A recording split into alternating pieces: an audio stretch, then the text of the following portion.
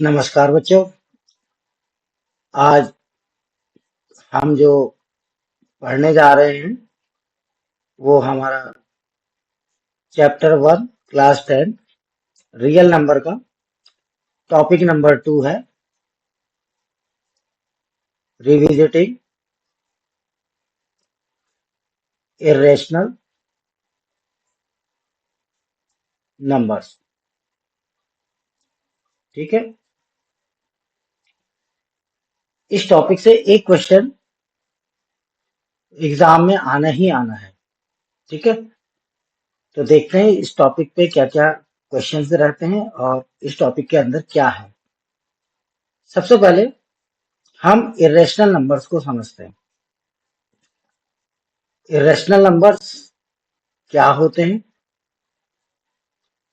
ये हमें मालूम होना चाहिए। तो a number that cannot be expressed in the form of P upon Q, where P,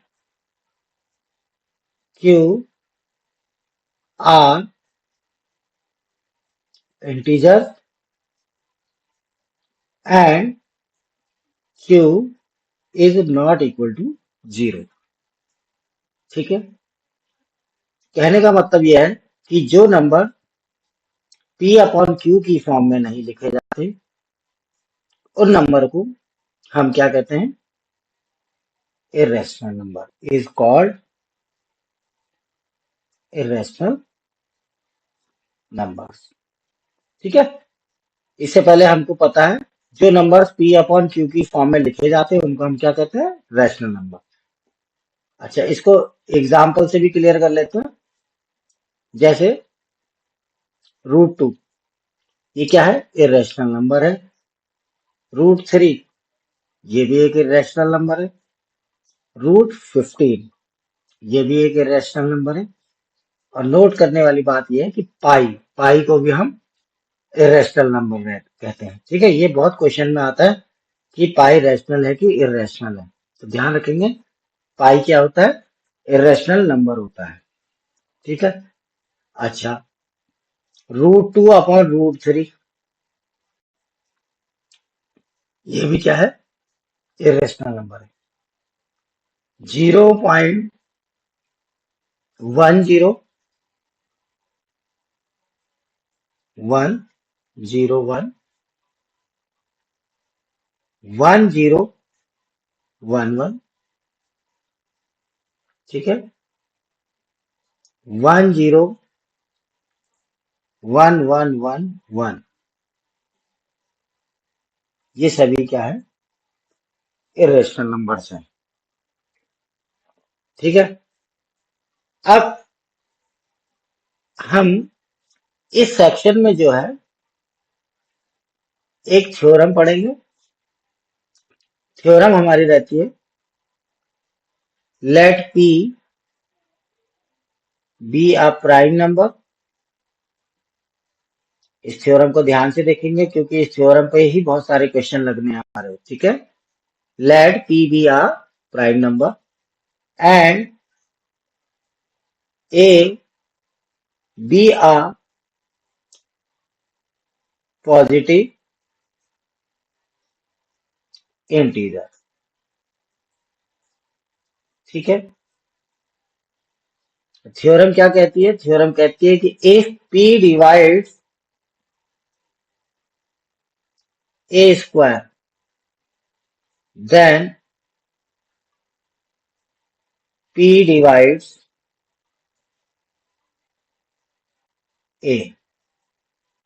बात आ गई समझ में।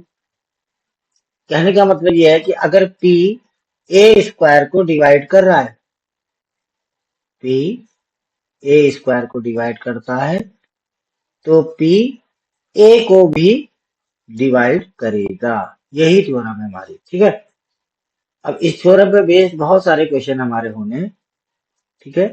एक एग्जांपल में मैं क्वेश्चन समझा रहा हूं आपको, ठीक है। बाकी एनसीईआरटी जो सॉल्यूशन सीरीज है उसमें मैं बाकी क्वेश्चन से करूंगा, ठीक है। एग्जाम्पल क्या रहता है इसमें? एग्जाम्पल है क्वेश्चन √2 इज इरेशनल, ठीक है। √2 क्या है? एक इरेशनल नंबर है। ये मैं एग्जाम्पल की हेल्प से प्रूव करके दिखाऊंगा, ठीक है। तो सबसे पहले हम क्या करेंगे, हम इसको एज्यूम करेंगे। Let us assume that √2 is rational, ठीक है। सपोज कर लेते हैं कि √2 क्या है? रैशनल है, ठीक है। तो अगर √2 रैशनल है तो it means √2 is equal to a upon b होगा, रैशनल की फॉर्म में होगा, है ना। Where a and b are coprime integers, ठीक है। क्लियर है? अब क्या करते हैं, on squaring both side we get, square करेंगे √2 स्क्वायर और यहां हो जाएगा a square upon b square, मतलब 2 is equal to a square upon b square, ठीक है। यहां तक समझ में आ रहा होगा सभी लोगों को। A square is equal to 2b square आ गया, है ना। तो यहां से क्या मिल रहा है हमको? देखो यहां से हमें मिलता है कि 2 डिवाइड ए स्क्वायर, है ना। इसका मतलब क्या है? 2 ए स्क्वायर को डिवाइड कर रहा है।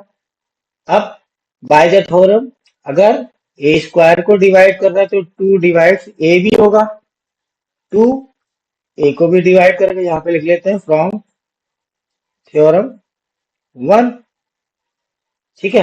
अब आगे बढ़ते हैं थोड़ा सा। अब क्या होता है, then a can be written as 2m, लिख सकते हैं ना ए को क्या लिख सकते हैं? 2m, क्योंकि 2 डिवाइड से है तो ए को क्या लिख सकते हैं हम? 2m लिख सकते हैं, ठीक है। अब क्या करेंगे, put this value in equation 1, इसको हम इक्वेशन 1 ले लेते हैं। ए की जगह पे क्या लिखा मैंने? 2m लिखा, 2m square is equal to 2b square.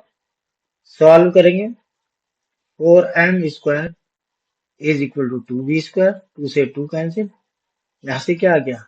b square is equal to 2m square. फिर वही बात, क्या? 2 डिवाइड्स b स्क्वायर, इसका मतलब यही निकल के आ रहा है। इसका मतलब है 2 डिवाइड्स b, ठीक है ना, फ्रॉम थ्योरम 1। यहां तक समझ में आ गया? क्या करना है हमने? पहले हमको यहाँ पे क्या निकालना है? 2 डिवाइड्स ए निकालना है, ठीक है।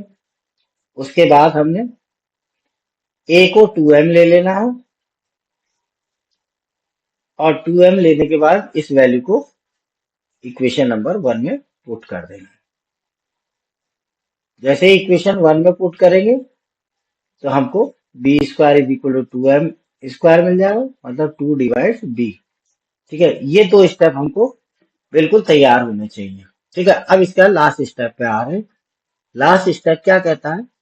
लास्ट स्टेप कहता है कि 2 is a common factor of A and B, ए और बी का कॉमन फैक्टर है कौन 2 but this contradicts the fact that A and B have no common factor। तभी तो हमने रैशनल नंबर की फॉर्म में ए अपॉन बी लिखा था क्योंकि इनमें कॉमन फैक्टर था ही नहीं। तो इसका मतलब क्या है, इसमें 2 एक कॉमन फैक्टर निकल के आ रहा है, तो क्या हो गया, ये कंट्राडिक्ट हो गया। But this contradict the fact that a and b have no common factor other than 1, 1 के अलावा। So the contradiction